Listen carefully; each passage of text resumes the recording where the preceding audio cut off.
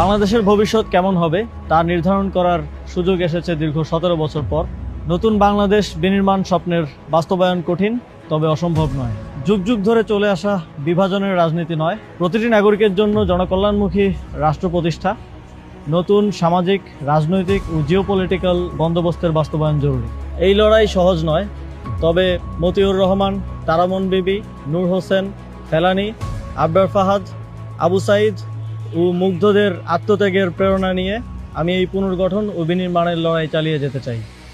আসন্ন ত্রয়োদশ জাতীয় সংসদ নির্বাচনে আমি ধানমন্ডি, কলাবাগান, হাজারীবাগ, নিউ মার্কেট এবং কামরাঙ্গীরচরের একাংশ নিয়ে গঠিত ঢাকা 10 সংসদীয় আসনে স্বতন্ত্র প্রার্থী হিসেবে দাঁড়াচ্ছি।